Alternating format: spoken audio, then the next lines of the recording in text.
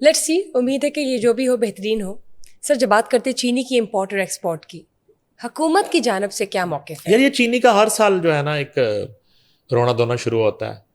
اور آپ کو یاد ہوگا پی ٹی آئی کے دور میں چینی اسکینڈلز آئے بہت بڑے بڑے, بہت اور زیادہ, اس میں وہ بالکل جہانگیر خان ترین اور مسلم لیگ نون کے کچھ رہنماؤں کی شوگر میلز اور عجیب و غریب طرح کے انکشافات ہوتے رہے.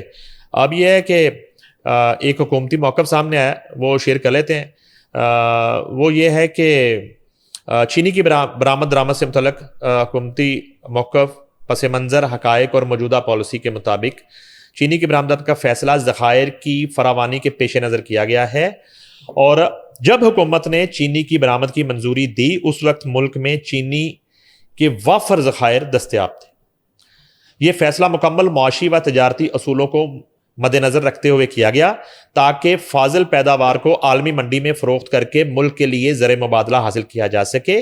برآمد کے بعد بھی کئی ماہ تک مقامی مارکیٹ میں چینی کی قیمت میں استحکام برقرار رہا, جو کہ اس پالیسی کی حکمت و کامیابی کا ثبوت ہے.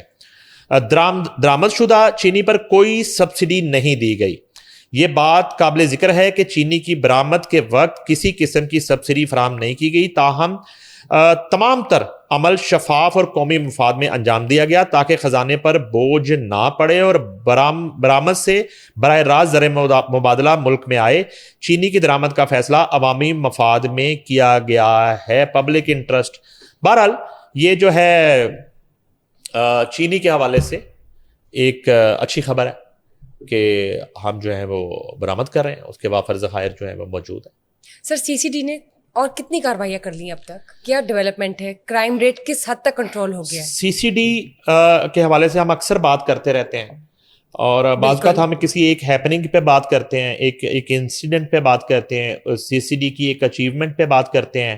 آج میں تھوڑی سی مجموعی طور پہ آپ کو صورتحال بتا دیتا ہوں کہ یہ بڑی خوشائن بات ہے سی سی ڈی کے لیے اور پنجاب کے لیے اور وزیر اعلیٰ پنجاب کے لیے اور ان کی کابینہ کے لیے کہ آج کے دن تک انہوں نے یہ جو انیشیٹو لیا سی سی ڈی کا, یہ بالکل ایک شفاف پروسیس سے گزر رہی ہے سی سی ڈی. اب تک کوئی ایسے شواہد ہمیں نہیں ملے کہ کہیں سی سی ڈی کی کاروائیوں میں کوئی فیک کاروائی ہوئی, کوئی جھول ہو. بالکل ٹھیک ہے, وہ سیالکوٹ سے لے کے فیصل آباد, گجرانوالہ, ملتان, لاہور اور پورے پنجاب میں اب تک جو ہے تابڑ توڑ کاروائیاں کر رہی ہے. اور میرا خیال ہے کہ سینچری مکمل کر لی ہوگی سی سی ڈی نے ناجائز فروشوں, چوروں, ڈاکوؤں اور معاشرے کے امن کو تباہ کرنے والے عناصر کو ٹھکانے لگانے, ان کو پکڑنے, ان کو جیلوں میں ڈالنے, ان کو جو ہے نا وہ کسی بھی طرح کے خطرناک لوگوں کو پار لگانے. تو اس میں یہ ہے کہ اطلاع یہ ہے تازہ ترین کہ بہت سے ایسے عناصر جیلوں میں بیٹھ کے اپنا نیٹ ورک چلا رہے ہیں.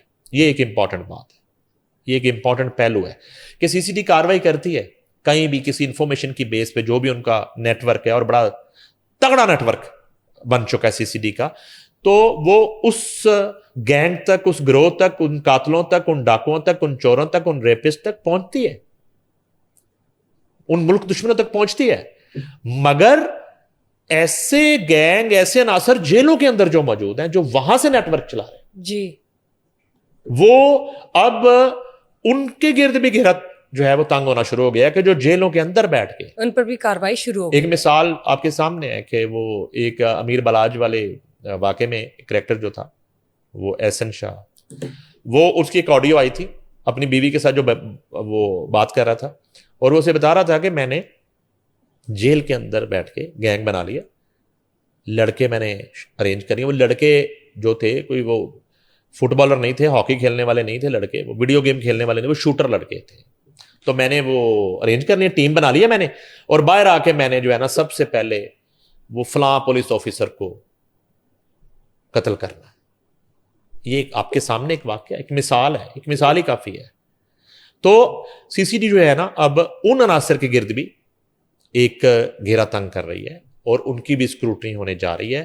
البتہ یہ الحمدللہ یہ آوازیں آنا بند ہو گئی ہے کہ جی وہ فلاں جگہ پہ جو ہے نا وہ گلی میں عورت کو روک کے اور اس کے کانوں سے بالیاں کھینچ لی ہیں اور اس کے جو ہے نا وہ زیور کھینچ لی ہیں اور اس کو تشدد کا نشانہ بنا دیا اور ایک بزرگ عورت بیچاری ویل چیئر پہ جا رہی ہے.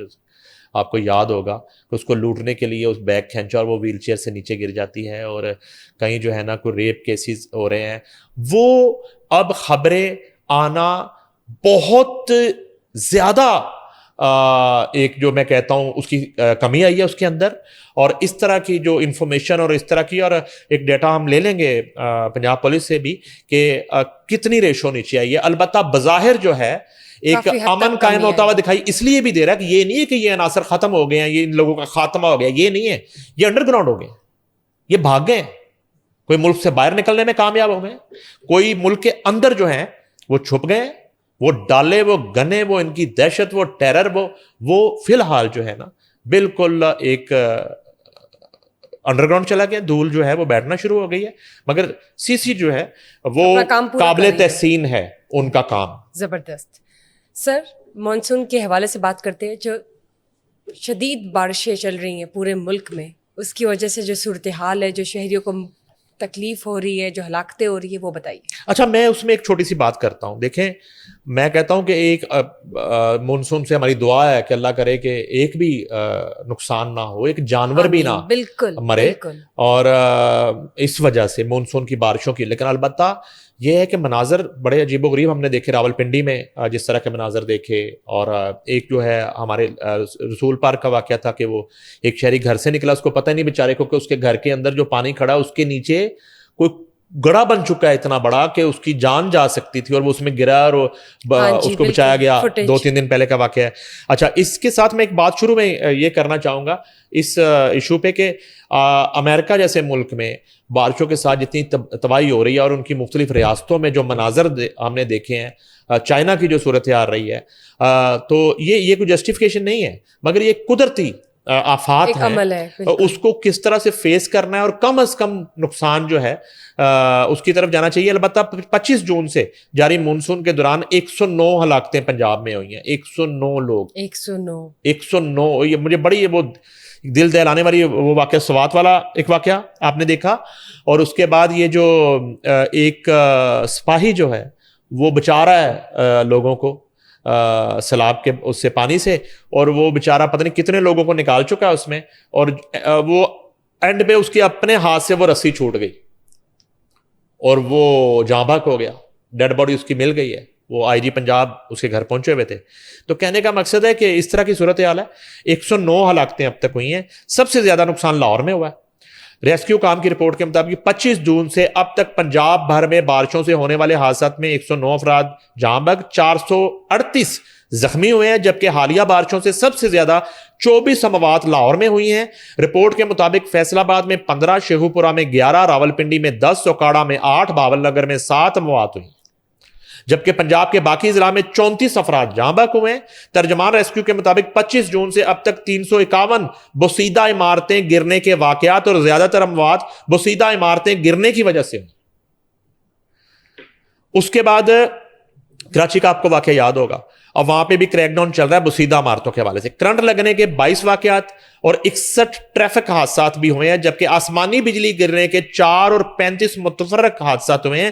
ڈی جی جو ہیں عرفان علی, ان کے مطابق چکوال, جیلم اور راولپنڈی میں غیر معمولی بارش کے باعث رین ایمرجنسی نافذ کر دی گئی ہے. ریسکیو آپریشن میں ضلعی انتظامیہ اور فوجی جوانوں نے حصہ لیا ہے. D G P D M کے مطابق پوٹوہار ریجن میں بارشوں کے باعث سیلابی پانی میں پھنسے تقریباً 1000 سے زائد شہریوں کو نکالا گیا ہے اور محفوظ مقامات تک پہنچایا گیا ہے. انہوں نے کہا کہ جیلم میں 398 شہریوں کو ریسکیو کیا گیا, 174 افراد کو ضلعی انتظامیہ اور 64 شہریوں کو فوجی جوانوں نے ریسکیو کیا.